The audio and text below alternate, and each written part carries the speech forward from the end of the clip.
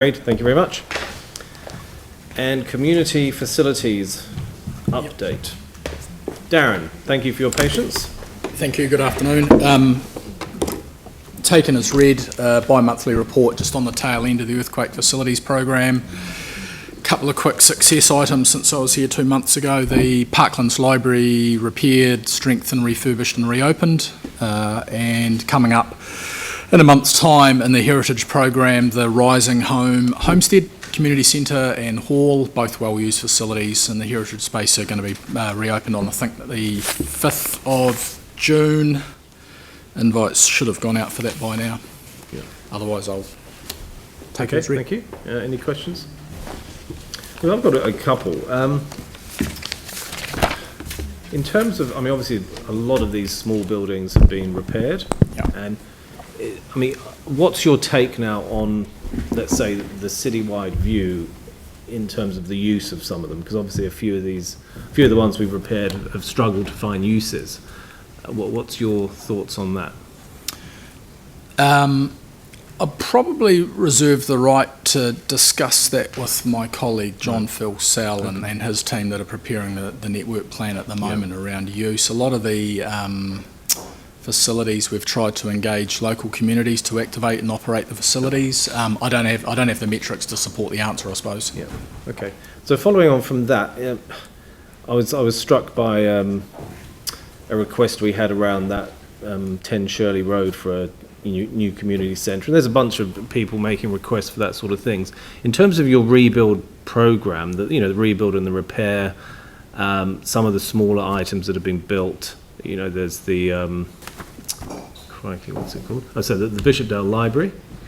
Other smaller community facilities. I mean, are you coming to the end of this program with a sense that you have a range of models that you can just say, yeah, this is the sort of thing you're looking for, 400 square metres or 600 square metres, and you've got some kind of absolutely bespoke system in a way. Yeah, and ideally what we would have ended up with was a scalable model around whether they were community centres or co-locations or hubs or other things. Yeah. So probably coming out the back of this would be something that feeds into, before John's too far down the track with the network plan, some inputs as to what's a suitable size for a suitable community, partnership models around operation, etc., etc. So I guess what we've ended up doing is building a variety of facilities back to suit the current and future needs of individual suburbs, essentially. It's been a suburban program.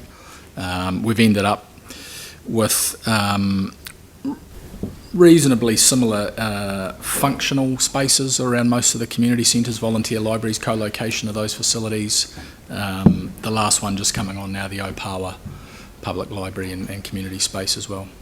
Yeah. But yes, to answer your question, yes. Yeah, so in terms of, let's say, a design and build process, you can, if somebody wants something, you can say, yep, use this model, it's all ready to go. Yeah, and I'd like to think we could probably reach out to our colleagues throughout the rest of New Zealand that may be facing, well, let's because you pretty much you built or repaired pretty much every type of building you could think of in the community space.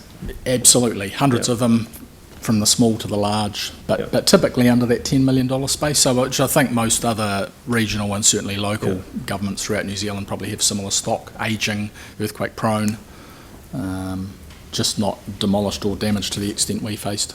Yes. Okay, thank you very much, Phil.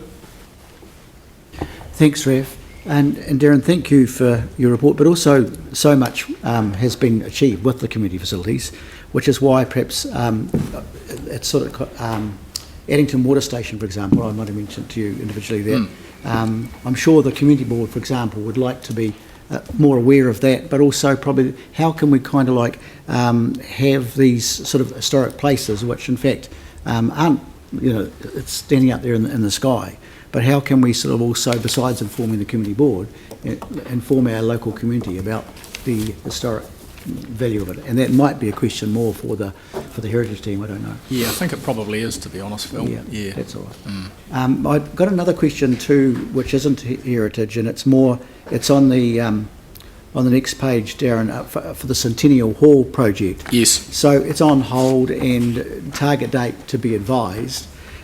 We had in terms of our annual plan yesterday, with some compelling comments really from the chair of the Spraden Cashmere Community Board about the plight really of the local Kahuranga Reo over at Hoon Hay and the appalling facilities really that they have. And I know that there's been some discussion that the land of the Centennial Hall could well be a good addition for the Kahuranga Reo alongside the Kura Kaupapa. So it's just how, my understanding is that there's no real funding at the moment to develop or sort this building. Perhaps you can enlighten me, but it's just how can we really, prioritise this particular building, Centennial Hall? Probably a couple of answers there. It was prioritised into the program, which is why it's on hold at the moment. The advice we took was that economically it's probably, so it's not heritage listed, it's probably a candidate for demolition. However, we're not going there at the moment, because what we've said is I'm working with John Filsell, my colleague, to do some of that analysis to inform the strategic network plan. I guess that's probably for the next time I come here, it would be useful to actually have him or one of his team. Maybe, Yeah. I'll have a discussion offline with John happy to do that. and then go back to the board as well. Yep. Yeah. Yep. Thanks, Darren. Okay, Dion? St Albans facility. It says that the detailed design of the new facility is currently underway and expected to be completed by April 2019. We're in now 2nd of May. Have we got an update? We have got detailed design there, and it's gone off to the QS for a pre-tender estimate.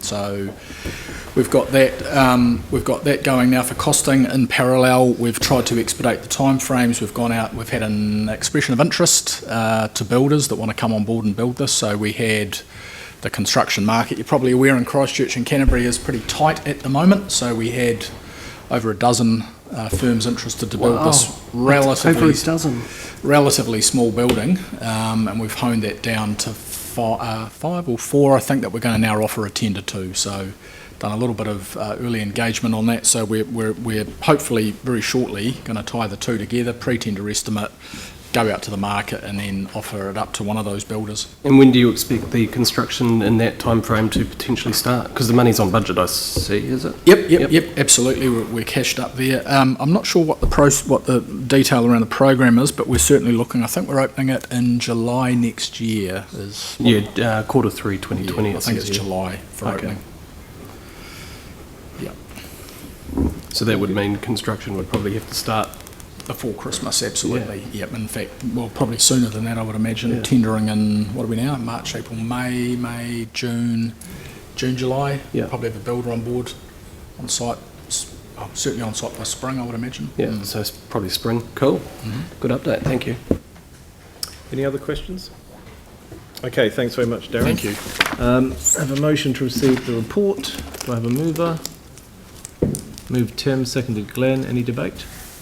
Put the motion, all in favour say aye. Aye. Against, that's carried.